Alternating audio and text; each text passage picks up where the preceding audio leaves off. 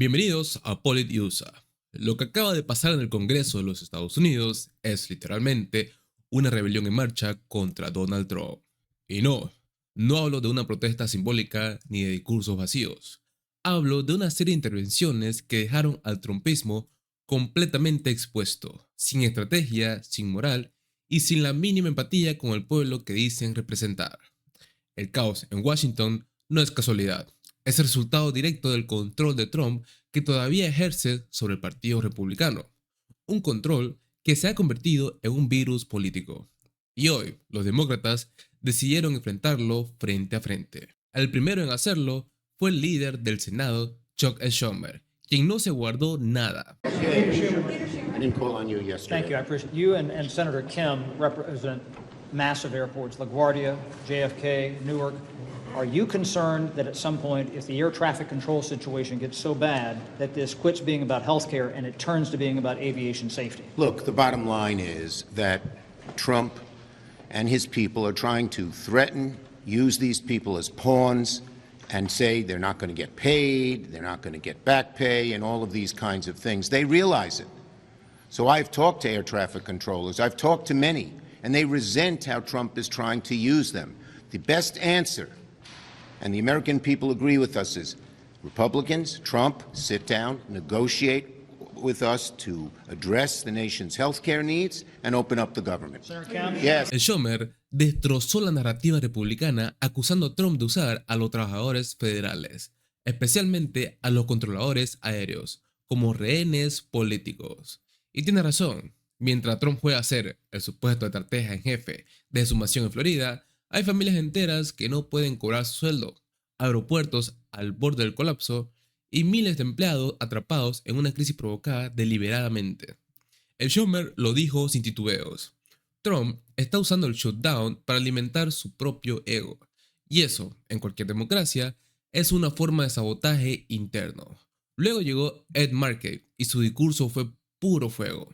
Republicans are putting Massachusetts children and families in jeopardy with this shutdown. While families are gathering around the kitchen table, figuring out how they will make ends meet, Donald Trump is refusing to come to the negotiating table. If Republicans do not reverse their health care cuts, some rural hospitals are going to close their labor and delivery units, forcing someone in labor to travel twice as far to deliver. Families will lose coverage and postpone visits to the doctor, risking their health problems becoming more severe.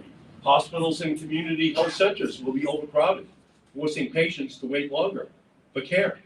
The urban hospitals, the urban community health centers, they're going to get flooded by all of the additional patients, which will be looking for the care which their families need, right here in Upham's Corner, at Boston Municipal Health Center. All around our region, we're going to see this flood of patients. People fighting cancer or addiction will lose their care or have to pay dramatically more for that care. Research funding going to find the cure for cancer or Alzheimer's will go away. They are slashing research for Alzheimer's, for cancer, for diabetes, for all of the diseases which run through the genetic code of every single person. And they are stopping the research on finding the cure for those diseases. And the Democrats are saying, you cannot shut down the government because you don't want to fund those programs to provide for every single family in our country. People are going to get sick while the rich get richer because of Donald Trump and Republicans' health care cuts.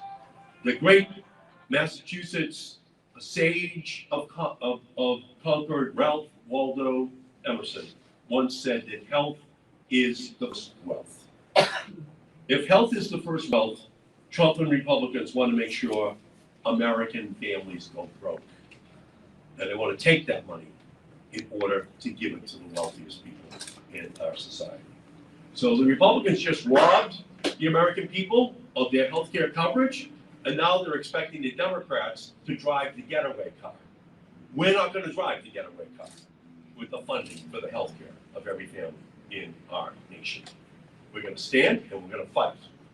And if they want a health care shutdown, showdown, we're ready to have it. because what we're talking about are families all across our nation who need that care. And what are Democrats fighting for? To put health before wealth, to preserve access to health care, to prevent health insurance costs from increasing by potentially thousands of dollars each and every month, and to protect the health and well-being of American families. The people of Massachusetts have my word. I am going to keep fighting every single day as the lead Democrat on the Health Subcommittee in the United States Senate. This is bringing out the Malden in me every single day. I am going to fight for the health care for every single person that needs it and deserves it. This is just simply too much at stake. So now let me turn and introduce to you Audrey Morse Gastire, Executive Director of the Massachusetts Health. Welcome. Markey fue al grano. Trump y los republicanos han puesto en riesgo la salud de todo el país. Sus recortes en Medicaid y su negativa a financiar hospitales comunitarios son una sentencia de muerte para miles de personas.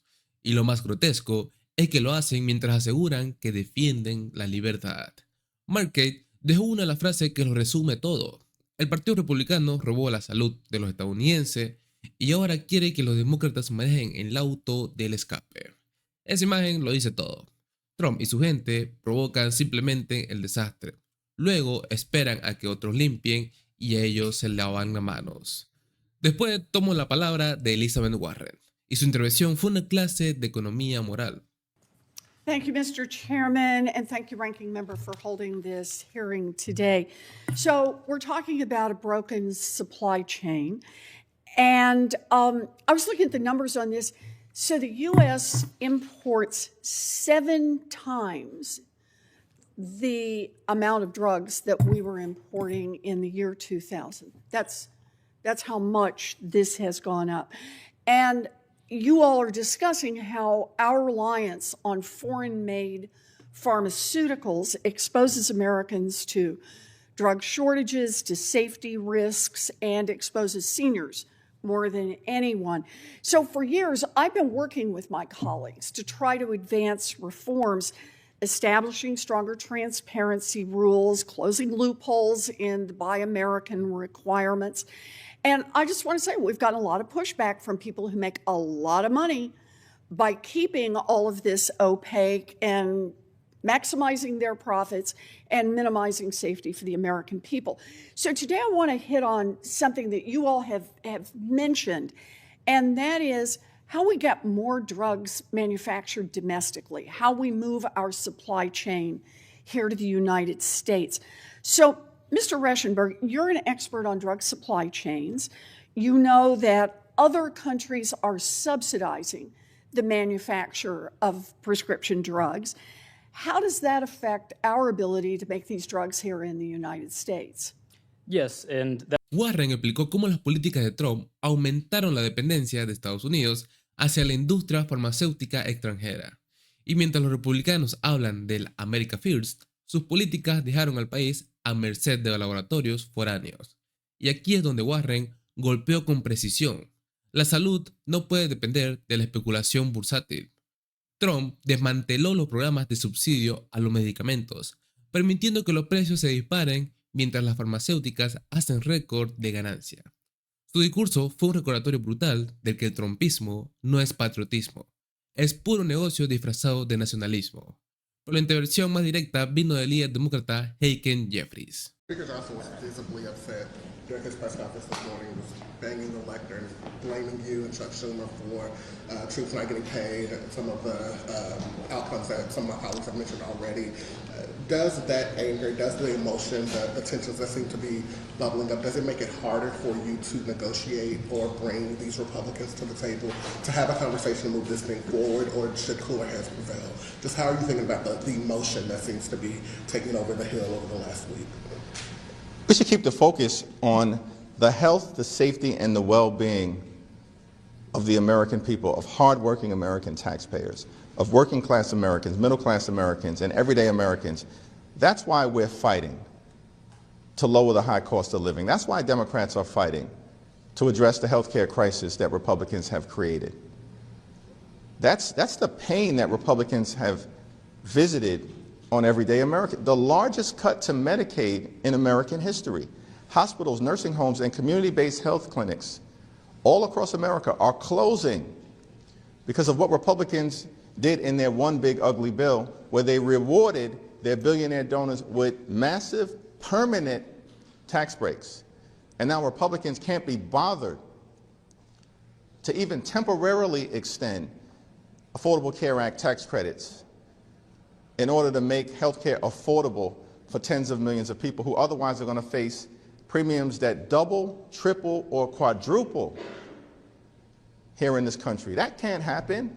This is the wealthiest country in the history of the world. And so I don't get why my colleagues on the other side of the aisle are getting emotional about their failed approach, their my way or the highway approach to governing, as if we're supposed to just bend the knee to extreme Republican demands, join them in passing a partisan Republican spending bill that guts the health care of the American people. It's not going to happen. Senate Democrats have repeatedly held the line. House Democrats remain unified. We were here last week. We're here this week. We will continue to be here to make clear to the American people, to our hardworking federal employees, to our men and women in uniform, and to the country, that we want to find a bipartisan path forward, that we want to reopen the government. We need to reopen it now. And we need to address the Republican health care crisis that's devastating people across the country, in rural America, in working class America, in urban America, in small town America, in the heartland of America, and in black and brown communities all across America. Jeffries, con su tono firme, dejó algo bastante claro. Los demócratas no van a doblarse ante el chantaje republicano. Y aquí es donde revela todo el patrón. Trump y su bancada ha convertido el Congreso en un teatro, donde el guión lo escribe Mar-a-Lago. Jeffries denunció que los republicanos han creado la mayor crisis de salud en décadas, recortando programas esenciales mientras protegen los beneficios fiscales de los multimillonarios. Lo que Jeffries dijo es más que política, es diagnóstico. El trumpismo es una enfermedad institucional que está devorando la gobernabilidad del país poco a poco. Y para rematar, Hakeem Jeffries también dejó claro cómo hasta Marjorie Taylor Greene, una de las aliadas más conspiranoicas de los MAGAs, no apoya estas decisiones de Donald Trump. Republicans have canceled House votes for next Tuesday. Are you planning on bringing your full caucus back next week? We have a caucus meeting at 12 p.m. We'll have something to announce shortly thereafter. On Tuesday. Kevin? We have a caucus meeting at 12 noon today. At what point do you think it is too late to actually address these subsidies before that November 1st deadline? Especially when, and I'll put this in context, we have not seen really any movement from Republicans suggesting we're going to do anything until you agree to open the government. So at what point do you have to acquiesce in order to, protect the people and actually try to get something done? We have seen rhetorical movement from Republicans, but actions speak louder than words. Sort of in mid to late September, what we heard from Republicans was that they passed a clean continuing resolution. Of course they didn't. It was a dirty partisan bill that continues to gut the health care of the American people. Then they tried to lie about the nature of the fight and pretend as if Democrats were fighting for anyone other than everyday Americans, working class Americans, and middle class Americans. But the country didn't buy it. Marjorie Taylor Greene herself doesn't buy it. She knows this fight is about hard-working American taxpayers. So then they moved off of that lie. And earlier this week, Republican leadership said, we are the party of health care. And all along, we intended to address the Affordable Care Act tax credits in October.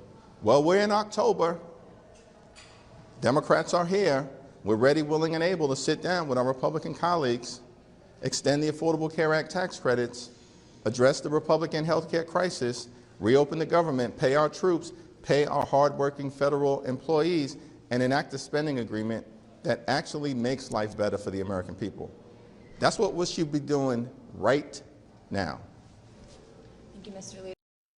Y fue casi una parodia. Mientras intentaba justificar el caos, terminó contradiciendo su propio discurso, diciendo, por un lado, que el shutdown es culpa de los demócratas, y por otro, que es una forma necesaria de limpiar Washington. La contradicción perfecta, dice luchar por el pueblo, pero sus decisiones destruyen al pueblo. Marjorie Taylor Greene terminó siendo el mejor ejemplo del vacío ideológico del movimiento MAGA. Ruido, conspiración y cero soluciones. Así que lo que vimos hoy en el Congreso no fue solo una disputa presupuestaria, fue una radiografía del trumpismo en su fase terminal. Un movimiento dividido, sin ideas, sostenido únicamente por la lealtad ciega a un hombre que ya no gobierna, pero que sigue controlando por el miedo. Y del otro lado, un bloque demócrata que con todos sus efectos todavía cree en algo tan básico como el que el gobierno existe para servir, y no para amenazar. Lo que estamos presenciando, lamentablemente, no es el fin del trumpismo, todavía, pero sí su colapso moral.